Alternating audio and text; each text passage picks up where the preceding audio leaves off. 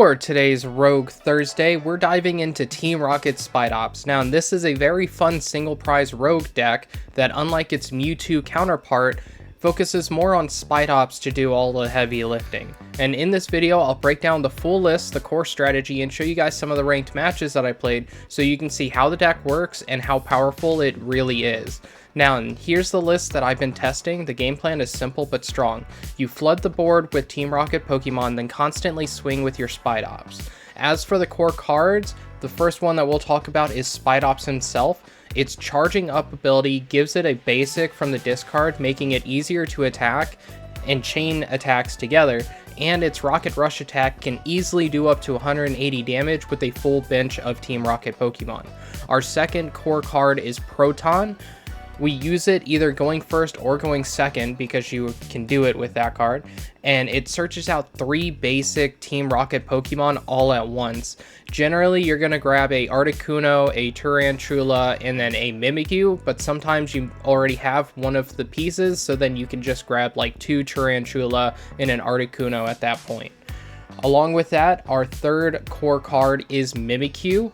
It has free retreat, which comes in clutch with our Team Rocket's Giovanni's, making it easier to just use it as a boss rather than having to manually attach to another Pokemon to retreat that out. And it also has a very prevalent attack. Its Gemstone Mimikry allows it to copy a active Terra Pokemon's attack and use that attack. Generally, you're going to use this as your win condition against decks like Dragapult, because you can then copy their 200 damage attack and be able to put the 60 damage on something else, allowing you to easily two-shot their Dragapult. These cards do give the deck an edge against decks like Zoroark and Joltdango, being 2 of the more meta-style decks out there. And before we get to the games, hit that like button and subscribe for more Meta Mondays, Rogue Thursdays, and our 1-month, 1-deck series every Saturday. And with that being said, on to game number 1. Alright, so game number 1 is up against Froakie Pidgeot. So this is a kind of weird matchup for us. It could be really good if we play it right, but it also could be really bad for us because unless we find our Articuno, then they can easily just keep sniping our bench, and we have no way of really dealing with that. Usually it's going to take 2 attacks to be able to knock out a Greninja, unless we use our one-of copy of Mewtwo EX, in which case that can easily get knocked out at a decent rate too. So here we are just using that Proton. We're getting the 3 Tarountula here because we actually prized our Articuno. So now our game plan has to be as aggressive as possible. We need to try to find that Articuno in our prizes as soon as possible to give us that safety. If we don't, then we just need to make sure that they don't get a Greninja with a water energy up, so that way then they can't put another energy on it and be able to actually start doing their Mirage Barrage and taking out multiple Pokemon at once.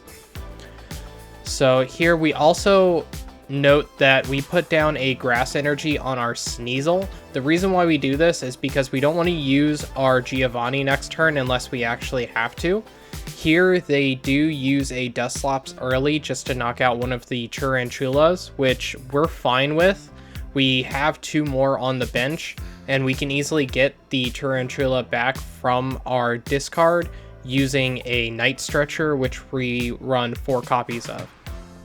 But the reason why we put a grass on the Sneasel is so we can retreat it into a Tarountula, use the grass that's in our hand onto the Spidops, and then be able to actually attack this turn with only having a single energy in the bin.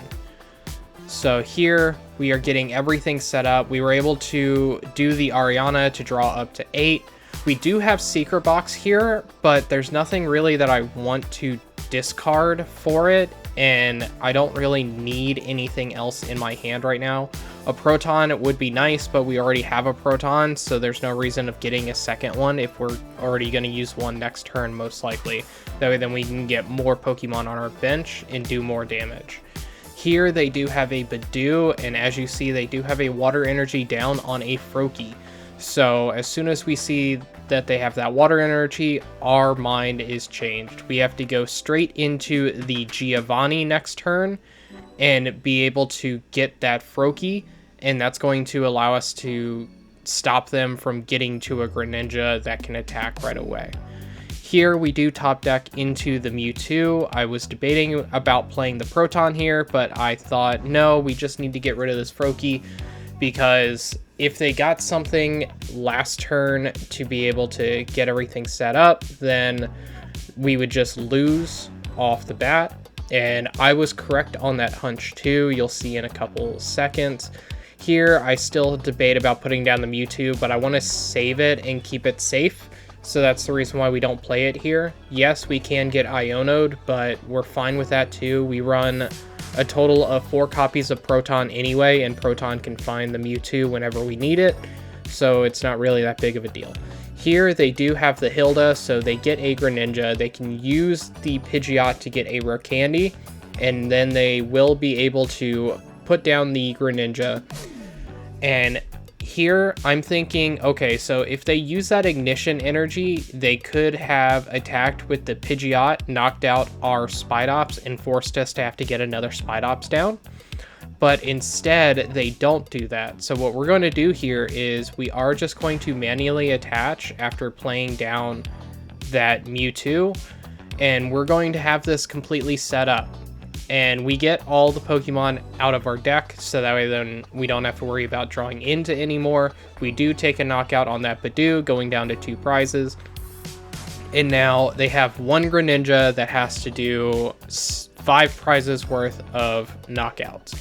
They do still have a Duskull in the back, so if they go Rare Candy Dusknoir, and they have like a counter catcher or a boss, then they can get rid of our Mewtwo. And at that point, they only need 3 prizes, and we need to chain another Spidops plus the Sneasel in order to be able to get a knockout on this Greninja.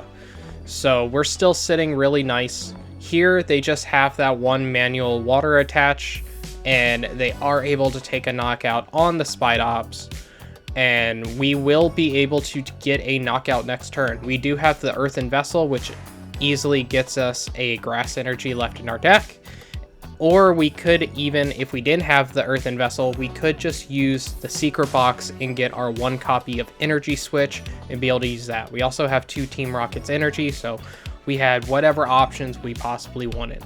And here, something to note is the Greninja is weak to Psychic, so we get to one-shot it.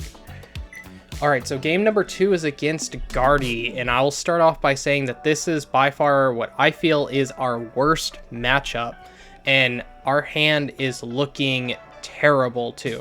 So we do have all of these Arianas, but we really wish that we could have started with the Proton.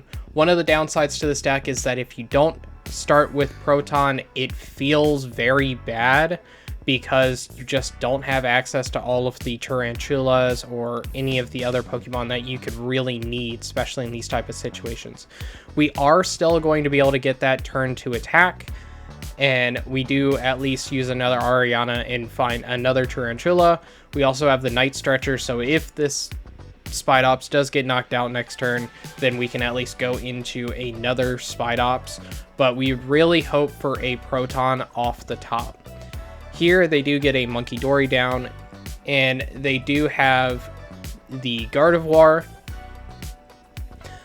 but we at least can knock out either the Munkidori or their Mew if they throw either of those up, and they decide to just keep the Mew still in the active, so we at least have the Brave Bangle, so we can take a knockout here. So we will be attaching that. We will be attaching the grass energy to the Tarountula, and then using another Ariana, we find another Tarountula. So we're at least getting these down, but sadly it's only 1 each turn. So it's pretty slow. We would hope for a better board state than what we're at, and a better hand than what we're at. Here they do have the Secret Box, so they are going to be able to set up everything that they could need. In this matchup, as soon as they get a Gardevoir set up and they get like 2 Munkidori set up, it becomes really difficult to win, your Tarantulas are all 50 HP, so 2 Munkidorys can easily move 60 damage over and knock those out, and that gets through Articuno. So you can't really do anything about that, so you kind of got to prioritize getting to your Spidops and getting those down as fast as possible and as many as possible. But still, those are just knocked out in 2 turns of Munkidory damage anyway. So everything that you have can easily just be constantly knocked out, and there's nothing that you can really do about it in this matchup. So that's what makes it really difficult. So the only path that you really have is like trying to knock out their Roltzes and their Curlias before they can get up to Gardevoir. We don't really have a good way of one-shotting their Gardevoir either. And here you see like they take 2 prizes in that 1 turn, making up for what I did against their Mew. And here I do make a misclick. I didn't realize that I had a Spidops in hand, so I accidentally used that stretcher and got a second Spidops. And I'm just going to most likely use this Transceiver this turn because my opponent's hand is pretty big. And I'm just going to get this Archer that we run a 1 copy of. And that's just going to reset our hand, reset our opponent's hand. This hand is arguably much worse. So here we are just thinking about like, what can we get? Is there anything that we can really do here? And I'm thinking, okay, well, there is a Sneasel play. So what I'm going to do here is use the Artisan. We could get down this Mimikyu. That way then we can do extra damage to the Gardevoir at least. We do 120. They are going to be able to move a total of 60 based off of their board state right now. So they will be able to knock out the Mimikyu and knock out our Spidops in the active. So here they play out the Arven, and if they can get another Dark Energy down onto that Munkidori, then the game is pretty much sealed. And they do, so I feel very comfortable in just conceding this. There's no real way for us to win.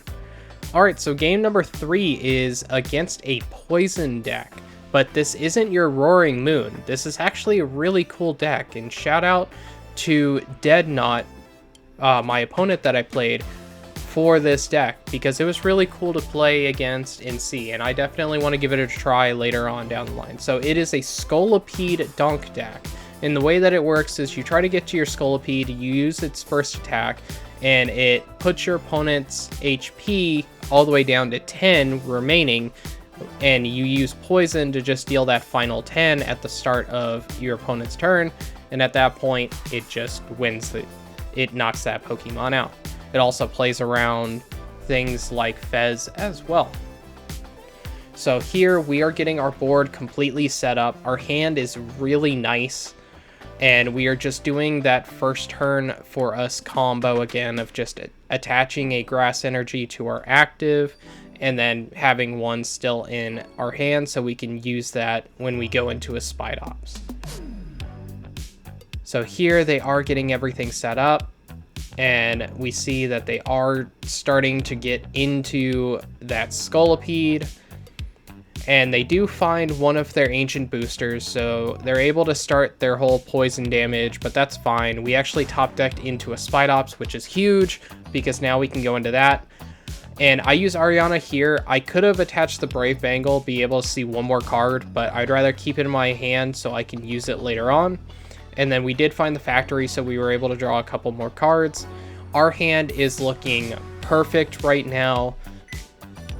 And then here from the prize, we actually get a Tarountula, so that's perfect. So I was planning on doing a Proton next turn just to get out 2 more Tarantulas, get those down, and have everything just completely set up. But the fact that we had one off the prizes and then they just played a Artisan means that we don't even have to use Proton next turn. We can actually use that as discard fodder for our Ultra Ball.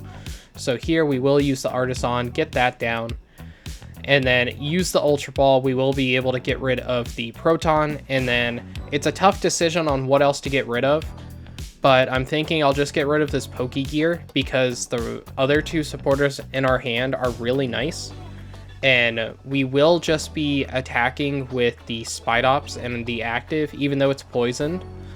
And that's just because if they take one prize next turn, we're fine with that. We have another Spidops set up, so that way then we can go in for another attack.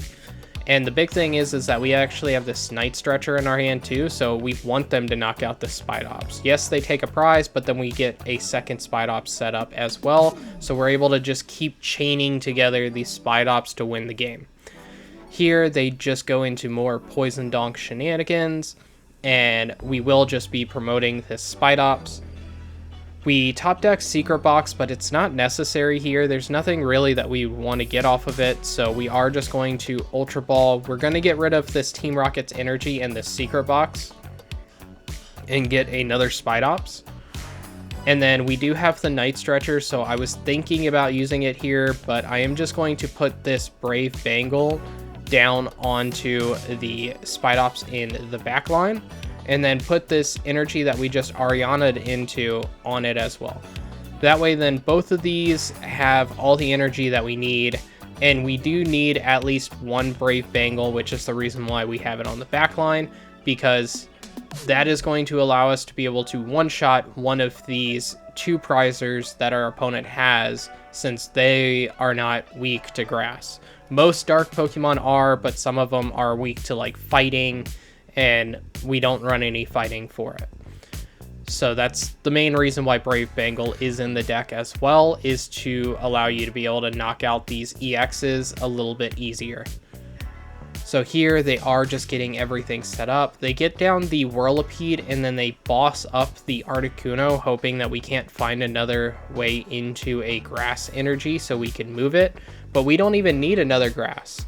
Instead, we have the Giovannis. So we can actually Giovannis and get rid of their Brute Bonnet. And something to note, the reason why I looked at their discard is because they actually have all three other ancient boosters in the discard, because they just discarded two of them last turn. So that means that this play stops them from having any way of poisoning our Pokemon. So we don't even have to worry about the Scolipede anymore, since it doesn't do enough damage to knock us out anymore. We also don't have to worry about any of their other Pokemon, because they don't do enough damage to knock out, or they require too much energy in order to do so. That's why they were building up one of their EXs in the back line, that Pecharunt, and they were hoping that they can get one more turn before anything happens. But we have the second Giovanni's in our hand, so the plan is on our turn, we are just going to Giovanni's, bring up the Brave Bangle Spidops, and that's going to allow us to bring up their Pecharunt EX, and then we do 210 damage with the Brave Bangle, so we do enough to knock it out. So overall, Team Rocket Spidops is a very fun single prize deck that I highly recommend that you give a try. It does really well into meta decks like Zoroark and Jolt Dango that are kind of popular right now. And the only deck that you really have to watch out for really badly is Gardevoir, because it's such a tough matchup for us. Now, if you're looking for a deck that's fun, this is one that you'll definitely want to try. And if you enjoyed the breakdown, hit that like button and subscribe for more Meta Mondays, Rogue Thursdays, and my 1 month 1 deck series every Saturday. Also, let me know down in the comments, would you play this deck at your next tournament?